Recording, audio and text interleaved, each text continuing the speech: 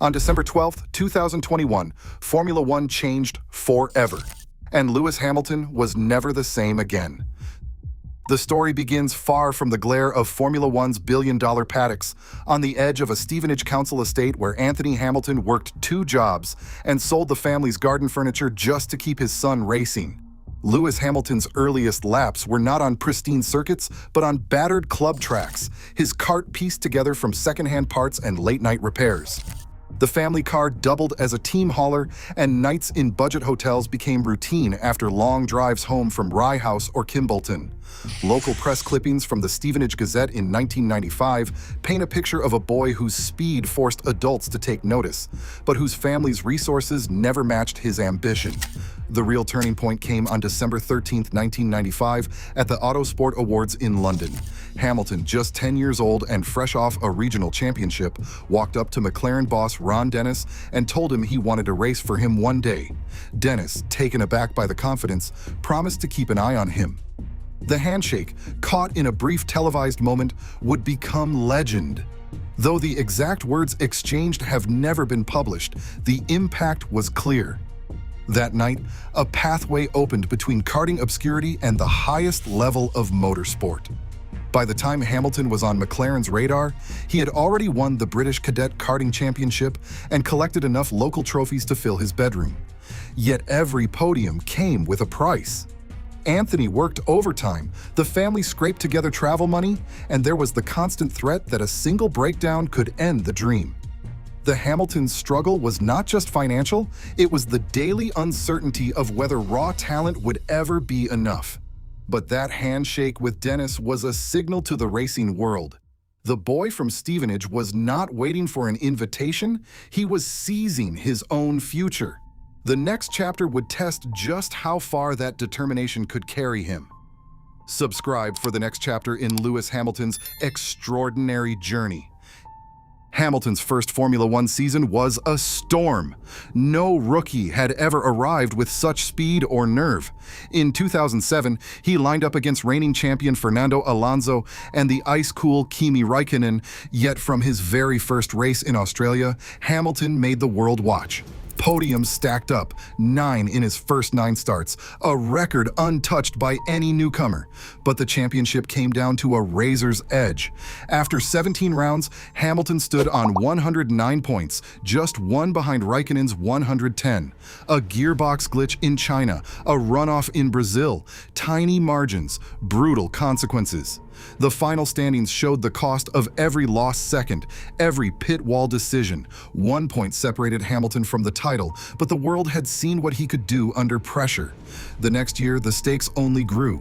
The 2008 season built toward a final act at Interlagos, where the title would be decided in a downpour.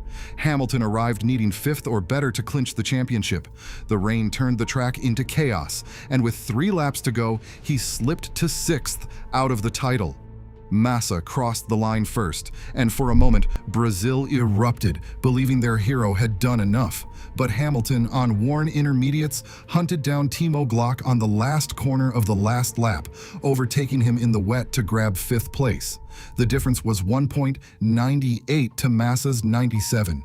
The clock showed 1 minute 34 seconds for that final lap, and in those seconds, Hamilton became the youngest world champion at the time.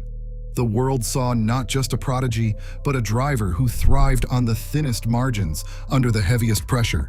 The next era would ask if anyone could stop him. Subscribe for more of Lewis Hamilton's extraordinary journey. From 2014 onward, Formula One belonged to Lewis Hamilton and Mercedes. The numbers alone tell a story that borders on the unreal. In 7 years, Hamilton captured 6 world titles: 2014, 2015, 2017, 2018, 2019, and 2020, missing out only once in 2016 by a handful of points. Over those seasons, he won 70 Grand Prix, averaging more than 10 wins a year. The Mercedes W Series cars, first with the W05 and then through to the W11, became his instruments of domination.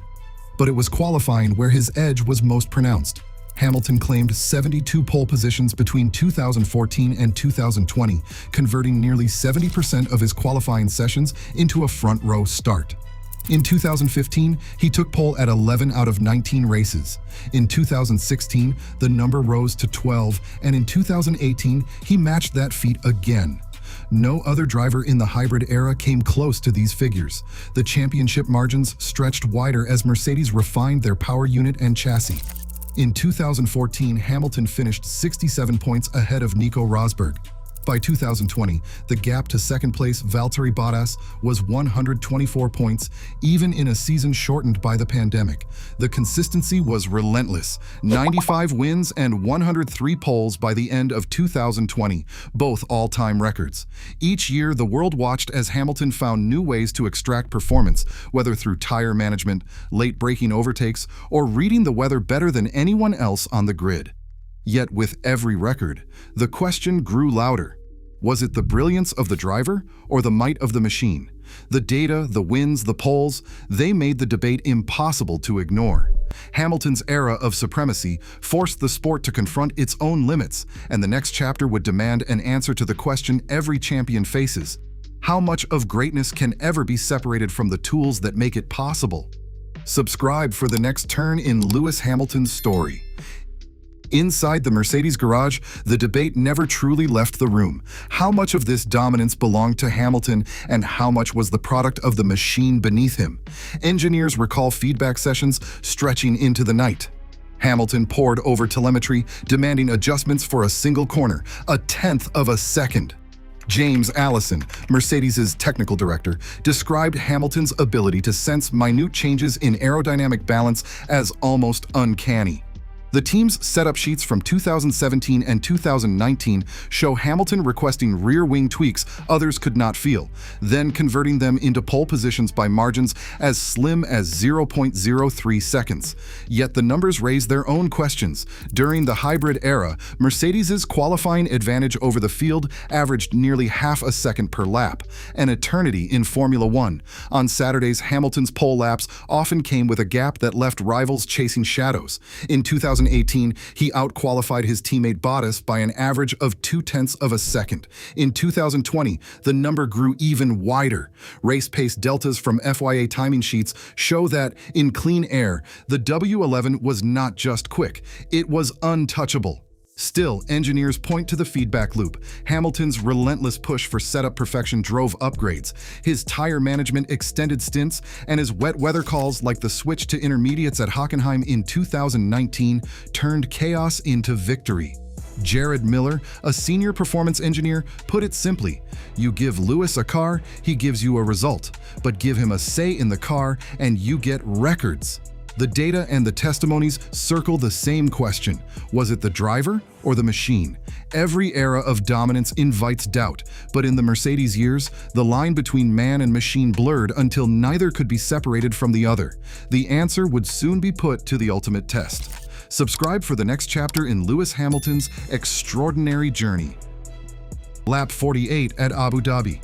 Nicholas Latifi's crash sends the safety car out, freezing the field and the championship with it. Race control logs show the crucial command. Only the 5-lapped cars between Hamilton and Verstappen, Norris, Alonso, Ocon, Leclerc, and Vettel are told to unlap. 3 others are left stranded, including Sainz in third. Article 48.12 of the sporting regulations states any lapped cars may overtake, but the rule also requires a full lap after the unlapping message before the safety car can withdraw. Instead, the restart comes almost immediately. Hamilton, on worn mediums, faces Verstappen on brand new softs, a mismatch dictated by the timing. The final lap isn't just a sprint, it's a procedural gamble. The FIA's own inquiry later calls it human error, but the result stands: 1 lap, 1 rule breach, and a title decided in the space of 58 seconds. Subscribe for the next chapter. Hamilton's signature in Maranello inked a new chapter that no one could have predicted a decade ago. The red suit, the prancing horse, symbols of Formula One's oldest dream, now belong to a driver whose own legacy was already written in 7 world titles. But the Ferrari SF24 proved a stubborn machine. Early runs revealed a 0.7-second gap in tire temperature buildup compared to rivals, a technical flaw that haunted both qualifying and race pace. Engineers in the garage traded theories. Was it the aero wake, the new suspension, or just the limits of a car not built for Hamilton's style? By midseason, his average finish hovered at 5.1, solid, but a world away from the Mercedes years. Each Sunday, the question grew sharper. Had Hamilton chosen the impossible, or was one last title still within reach? The answer for now remains just out of sight. Subscribe to see what comes next. Hamilton stands at a crossroads, his legend forged in glory, scarred by controversy, and now defined by a single question: is greatness a moment or a destiny? In a sport where yesterday's king can vanish overnight, the final chapter is unwritten. Subscribe for more stories where history remains in play.